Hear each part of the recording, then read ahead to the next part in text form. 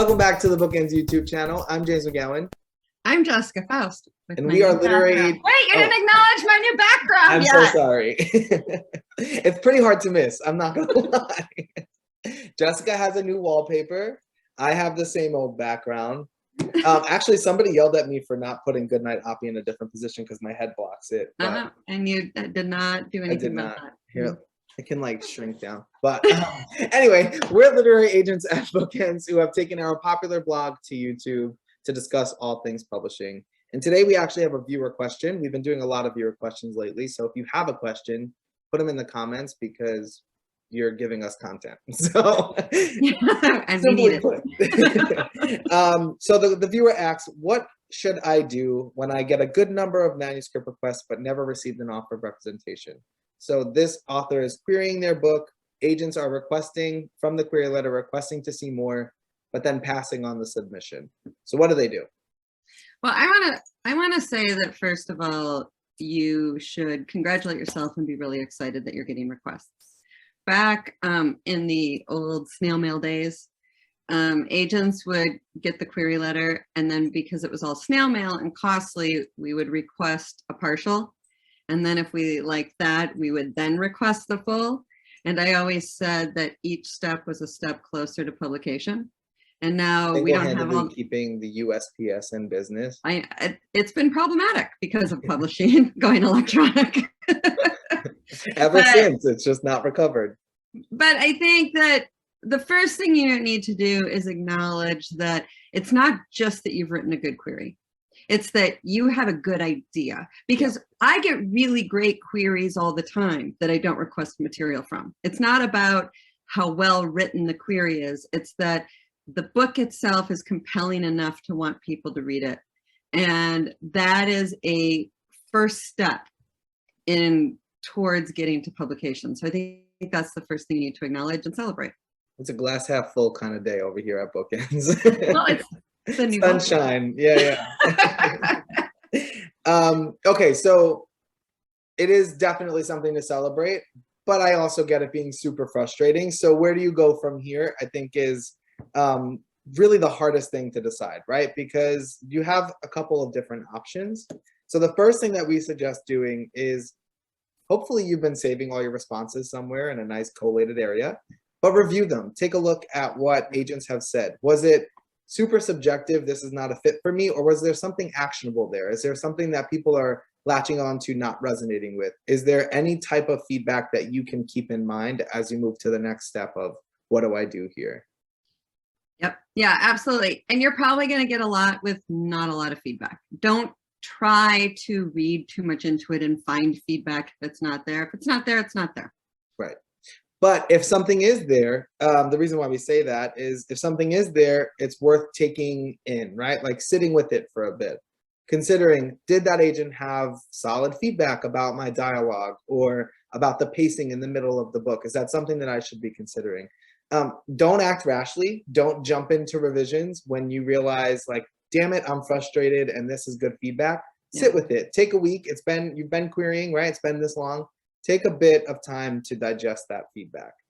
And because we're being extra optimistic today, I want to also remind you that actual feedback, constructive feedback, means that you've touched something in that agent.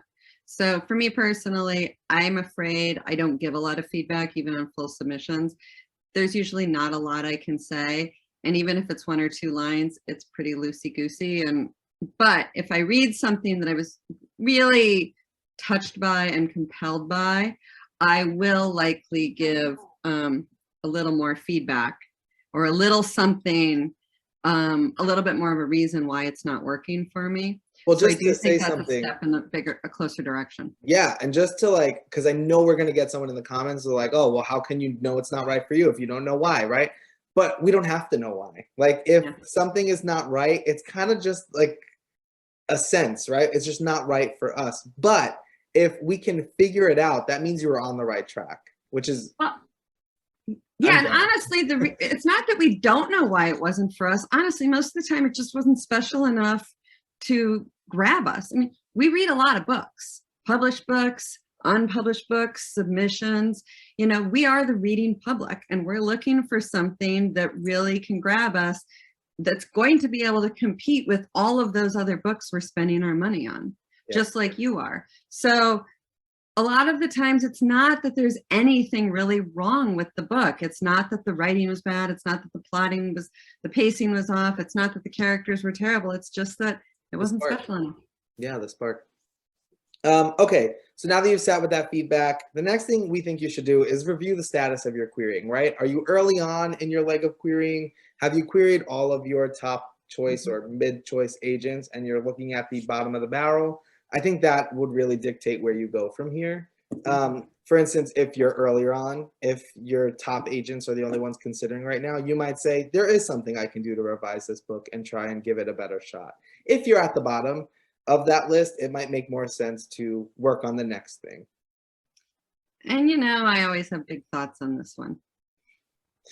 If you've gotten great feedback and you are at this stage where you're getting full requests, you are also well into your next book, and you better be. You are well into writing your next book. I think it would be a far smarter decision to take that feedback and push it towards that book you're currently writing, because it's a lot easier to make changes and edits when you're starting at the beginning rather than digging in from the back end and starting over with something. And I think that rather than spend the same amount of time reworking the same book, which has already been seen by a portion of the agents that you want to see it, why not take that same amount of time, put it into the new book, and have a bigger group of agents to send a stronger book to?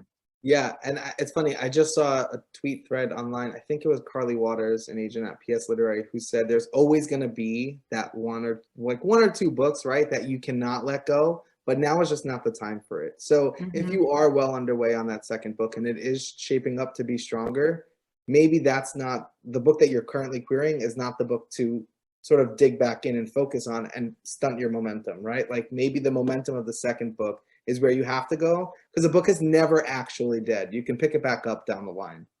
You know, and a good story about that books you can't let go thing is Sheila Connolly. So we took Sheila Connolly on a bajillion years ago now, and the very first mystery series we shopped for Sheila was a genealogy series, and it did not sell. Nobody wanted it. So we went on and sold 1, 2, 3, 4 other series that she was writing or had written, a number of books. I mean, some of these series went on for 10, 15 books. And we were talking, at that point, Sheila and I were talking about a new series, some new ideas. And the genealogy book came up again because it was a book of her heart. She couldn't let go. And we talked about it some more, and we decided to respin the series into what became her Irish series set in Ireland. And it still had the genealogy elements that Sheila loves so much, but it was a much bigger version of that. We were able to sell it, and that series was her best-selling series. Yeah, but it took years and years and years for her to be able to go back to that and then sell it. It didn't happen with a few rejection suggestions. Right. So, I mean, considering whether diving back into revising this book is the way to get to your end goal, right? Because everyone's end goal is the best way to get to your end goal, because everyone's end goal is to be published, to have an agent, right? And to find that success that you want. So definitely consider where are you at and what type of work is it going to take to get that book into a place where you get your yes. Yeah. And then I feel like all you have left to do is to do it, right? Like did we discuss the vision? Oh, no, we did not. My bad. It's the most important piece, I think. Yes, no? We jumped around my little list here, so I might go on tangents sometimes. I blame you. Do you want to go ahead? Yeah, so, you know, an editor might say something like the pacing felt off or something like that, and you might really resonate with that and think, I can fix that. But it's easy to hear what somebody says and thinks, well, that's an easy fix, I can do it. But do you really have a vision for it? because I can tell you what I think a book should be, but if you don't have a vision for it, and if you don't really feel that that's what the book should be, then you're not going to be able to do that in a way that's going to satisfy me, frankly. Just because I think the book should be something because it's not working for me doesn't mean that that's what you think and want the book should be. And to take that even further, just because one agent thinks it doesn't mean it's necessarily true, doesn't mean that it's going to sell, and doesn't mean that if you did that, they would still offer. Yeah, I recently made a deal, and one of the conversations with the editors was about how the editor wanted all of this information that the author had kind of had in the book and I had taken out because it really didn't work. And the author and I talked about it later, and the author said, well, yeah, I mean, it wasn't working, which is why it was taken out. Pardon? We should do another video on that. Yeah. But so, you know, the vision doesn't always work with the story either, because sometimes it's a complete reshaping. Yeah, absolutely. Actually, I think we're done, right? So yeah, we just are the wrap up, really. Yeah. So we hope this was helpful. Basically, I think what the message of this video is to determine whether this book is the one that's going to get you where you want to go. And once you've made that decision, just keep going for it, right? Whether you're revising this book and sending more queries out, or you are hopefully writing your next book and sending those queries out, we hope it gets you where you want to go. And we'll be here for the rest of the journey. Just visit our YouTube channel, and there's definitely something for the stage that you're at. So there's more to come. Yes, don't forget to like and subscribe. We post new videos every Wednesday, and we'll be back here next time. Bye. Bye.